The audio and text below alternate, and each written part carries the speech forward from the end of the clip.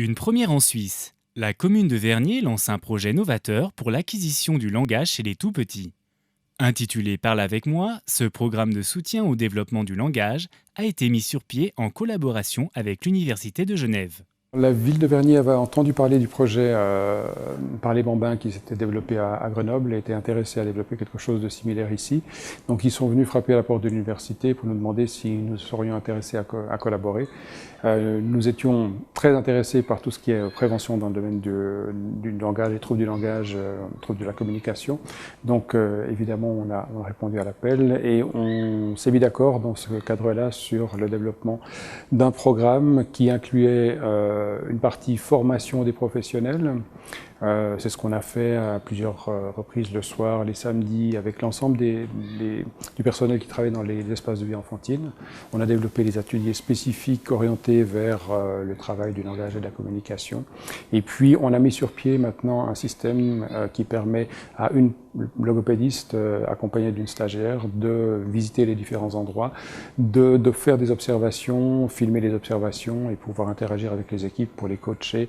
Parle avec moi se révèle être un outil important pour réduire les inégalités. Il a pour objectif de renforcer les compétences linguistiques de tous les enfants, facilitant ainsi leur cursus scolaire. Vernier, c'est la commune la plus précarisée du canton de Genève. Ce n'est pas moi qui le dis, c'est le Centre d'analyse territoriale des inégalités de l'Université de Genève qui, dans son rapport et de 2011 et de 2014, l'indique. Il y a 6 critères qui ont été retenus par l'Université de Genève. Et sur les 6, nous sommes à chaque fois premiers. Et donc, on a véritablement besoin de faire en sorte que la politique, notamment en matière de petite enfance, apporte des outils à ces enfants pour rattraper soit du retard, soit faire en sorte qu'ils puissent être encore plus armés pour affronter notamment leur vie scolaire. Dans le cadre du projet Parle avec moi, une grille d'observation du langage permet aux professionnels d'évaluer le niveau de l'enfant. On est un petit groupe, 1 à 3 enfants, avec un éducateur ou une éducatrice. Et puis l'exercice qui a été préparé dans le cadre de ces ateliers permet justement de permettre à ces enfants de dire des mots, d'apprendre des nouveaux mots.